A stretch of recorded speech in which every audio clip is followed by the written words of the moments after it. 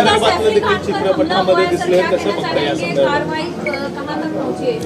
कि इसके बारे में पुलिस ने आपको सारी जानकारी दी हुई है।